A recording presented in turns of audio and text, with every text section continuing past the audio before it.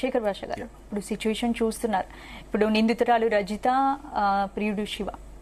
So ఇప్పుడు ప్రస్తుతం police అదుపులో ఉన్నారు కాబట్టి ఏం చెప్తారు? హస్బెండ్ అయితే చెప్తున్నాడు, నాతో ఉండడం ఇష్టం లేకపోతే వెళ్ళిపోతే బాగుండు, అట్లీస్ట్ పిల్లల్ని నాకు ఇచ్చేసి తను ఎవరితో వెళ్ళినా బాగుండేది, కానీ ఇంత ఘాతకానికి పాల్పడడం అసలు నిజంగా నమ్మలేకపోతున్నాను. అంటే అవసరం కూడా ఏముందని నాకు ఇప్పటికీ అర్థం కావట్లా. ఇప్పుడు వద్దనుకుంటే అతనితో వెళ్ళిపోవచ్చు. సుప్రీంకోర్టు కూడా అక్రమ సంబంధాలు లీగలైజ్ చేసేసిన రోజులు ఇవి. ఇప్పుడు ఎవరు వచ్చి కొట్టి చంపేరు, వద్దనుకుంటే ఆవిడ చెప్పినట్టు విడాకులు తీసుకోవచ్చు, లేకపోతే మూడు ఉండగానే అక్రమ సంబంధాలు పెట్టుకున్నా కూడా అడిగే రైట్ లేదని చెప్పి కదా ఇప్పుడు సుప్రీంకోర్టు జడ్జిమెంట్. అంత ఉన్నా కూడా పిల్లల్ని చంపాల్సిన అవసరం ఏముంది? రెండే కారణాలే ఇక్కడ మనకి. అంటే ప్రియుడు శివ చెప్పాడంట, నాతో మా చెల్లి పెళ్ళయ్యాక నేను చేసుకుంటాను, పిల్లల్ని వదిలేసి వస్తే చేసుకుంటాను. అంటే పిల్లలు అడ్డుగా ఉన్నట్టు ఆయన చెప్పాడు కాబట్టి తను. ఎస్, ఇక్కడ ఇందాక ఆవిడ సైకాలజిస్ట్ ఒకటి పాయింట్ చేశారు.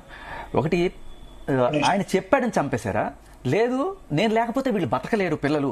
ఇది చాలా మందికి ఉంటుందమ్మా. మీరు చాలాసార్లు గమనిస్తే భార్య ఆవిడ తల్లి పిల్లలతో సహా బావిలో దూకి చచ్చిపోతా, ఇటువంటివి మనం చాలా చూస్తుంటాం. ఎందుకంటే వాళ్ళకి ఏంటంటే అరే నేను లేకపోతే వాళ్ళు బతుకుతారు, ఎలాగైనా బతుకుతారు, నేను లేకపోయినా సరే వాళ్ళు బతుకుతారనే విషయం తల్లికి ఎవరు చెప్తారు?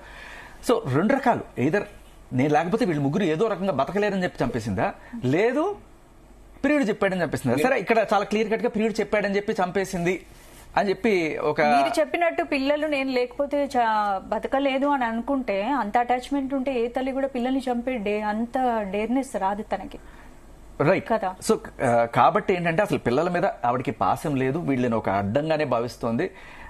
అంటే పెళ్ళయ్యి ముగ్గురు పిల్లలు పుట్టిన తర్వాత కూడా, అంటే 13 ఏళ్ల కాపురం చేసిన తర్వాత కూడా అక్రమ సంబంధాల్లోకి వెళ్ళగలుగుతున్నారు అంటే ఈ ఎటువంటి ఎఫెక్ట్ వీళ్ళ మీద ఉంది అనేది కూడా మనం గమనించాలి. సో ఇంకొకటి కూడా ఇక్కడ చాలా ఇంపార్టెంట్ పాయింట్ ఒకటి మనం గమనించాలి. జనరల్ గా కోర్టు ఎప్పుడైనా సరే విడాకులకి, సపోజ్ వీళ్ళిద్దరు కూడా లీగల్ గా విడిపోదాం అనుకున్నప్పుడు వాళ్ళు కస్టడీ ఎవరికి ఇస్తారు? పిల్లల్ని జనరల్ గా తల్లికి ఇస్తారు కదా. మరి ఇటువంటి తల్లులు ఉన్నప్పుడు కస్టడీ ఇటువంటి తల్లికి ఇవ్వచ్చా? రేపు ఏదో రోజున ఆవిడికి నా పిల్లల్ని పోషించలేని అన్నప్పుడు ముగ్గురిని తీసుకెళ్లి ఒకటేసారి కట్టకట్టి చంపేస్తుంది. అటువంటిప్పుడు తండ్రికి ఇస్తేనే బెటర్ కదా అనిపిస్తుంది కదా. ఇది చాలా ఇంపార్టెంట్ పాయింట్. ఇప్పుడు ఆవిడ లీగల్ గా వెళ్లి పాపం విడాకులు తీసుకున్నా కోర్టు పిల్లల్ని ఈవిడికే ఇస్తుంది, ఈవిడ చక్కగా చంపేసి సమాధి చేసిస్తుంది. ఇటువంటి వాళ్ళు ఉన్నారు అని తెలిసినప్పుడు ఇప్పుడు మన చట్టాల్లో కూడా కొన్ని మార్పులు రావాల్సిన పని ఉంది. అండ్ చట్టాల గురించి తెలియాల్సిన అవసరం కూడా ఉంది. సుప్రీంకోర్టు ఇవాళ పెళ్ళైనా సరే మీరు వెళ్ళి అక్రమ సంబంధాలు పెట్టుకున్నా మీ మీద లీగల్ గా చర్యలు ఉండవు అని చెప్పేసిన నేపథ్యంలో వీళ్ళు వీళ్ళు అడ్డమైపోతారని చెప్పి వాళ్ళని చంపేదాకా ఎందుకు వెళ్తున్నారు? పిల్లలకి ఏం తెలియదు పాపం, వాళ్ళు చాలా అమాయకులు, అన్యాయంగా వాళ్ళని చంపేస్తారు ముగ్గురు పిల్లలు. అదే అంటే అసలు నాకు ఇప్పటికీ అర్థం కాదంటే అసలు చంపాల్సిన అవసరం ఏముంది, ఏ మూల నాకు అర్థం కావట్లేదు. అది చాలా గట్టిగా లోతుగా స్టడీ చేయాల్సిన అవసరం ఉంది.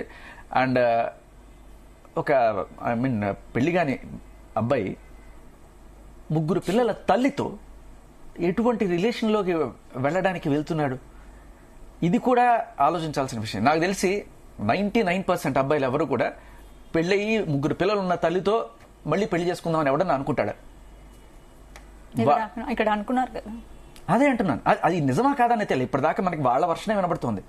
అండ్ ఆవిడ గురించి పోలీసులు ప్రశ్నించినప్పుడు, బట్ ఈ అబ్బాయి శివ అనే అబ్బాయి ఇక్కడ చాలా కీలకం. అతని దగ్గర నుంచి మనం ఇన్ఫర్మేషన్ రాబోతుంది. ఇప్పుడు ఇద్దరు నిందితురాలు రజిత కానీ ప్రియుడు శివ కానీ పోలీసులు అదుపులోనే ఉన్నారు. మీరు చెప్పినట్టు పిల్లలు నేను లేకపోతే ఉండలేను అనే సిచ్యువేషన్ అయితే ఇక్కడ కనిపించట్లేదు. ఎందుకంటే నిందితురాలు రజిత చూస్తే ఆమె పోలీసుల కస్టడీలో ఉన్నారు, ఎటువంటి పాశ్చాత్తాపం కూడా ఆమెలో కనబడట్లేదని కూడా చెప్తున్నారు. మరి సిచ్యువేషన్స్ చూస్తే ఇది కొంచెం షాకింగ్ గానే ఉంది. ప్రస్తుతం మనతో ఈ టాపిక్ గురించి డిస్కస్ చేయడానికి మనకి షాకింగ్ ఉంటుందమ్మా. మీకు కొన్ని విషయాలు చెప్తాను.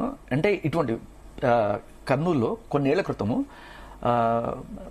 చాలా చిన్న వయసులోనే ఆ అమ్మాయి తల్లి మేజర్ కూడా కాకముందే తర్వాత తెలిస్తే ఏమవుతుంది అని చెప్పి ఆ బాత్రూంలో పిల్లని కనేసి తీసుకెళ్లి పైనుంచి ఇస్టేసి చంపేసిన దాఖలాలని. అలాగా మీకు చైనాలో ఇవాళ కొన్ని చోట్ల పిండాలు అమ్ముకుంటున్నారట. అంటే గర్భస్థంలో ఒక 3 నెలలో 4 నెలలో ఉన్న వాటిని వాళ్ళు తీసుకెళ్లి అమ్మి దాన్ని ఏమంటారు ఫుడ్ డిష్ కోసం వాళ్ళని అమ్ముకుంటున్నారట. ఇంత దరిద్రపు స్టేజ్ లో ప్రపంచం వెళ్ళిపోతుందంటే ఏమనుకోవాలంటే మనం సరే వీళ్ళంటే ఏదో ఊళ్ళలో ఉండేవాళ్ళు తెలియదు అనుకోవచ్చు. అడ్వాన్స్డ్ కంట్రీస్ లో ఇటువంటి దరిద్రాలు జరుగుతున్నాయి, అవి ఓపెన్ గా చేస్తున్నారు. అవి అంటే ఈ దరిద్రాలన్నీ జరగడానికి మీరు చెప్పినట్టు ఈ దారుణాలు జరగడానికి సోషల్ మీడియా ఎఫెక్ట్ అనుకోవచ్చు. ఖచ్చితంగా చాలా ఉంటుంది సోషల్ మీడియా ఎఫెక్ట్, ఖచ్చితంగా డౌటే లేదు దాంట్లో. అండ్ దీని మీద చాలా స్ట్రిక్ట్ గా ఎన్ఫోర్స్మెంట్ అయితే రావాలి. ఎందుకంటే ఏమిటేంటో చూపిస్తున్నారు అసలు. చిన్న పిల్లవాడికి కూడా వాడి మనసులో విషయం నింపేంత వస్తున్నాయి ఈ సోషల్ మీడియాలో.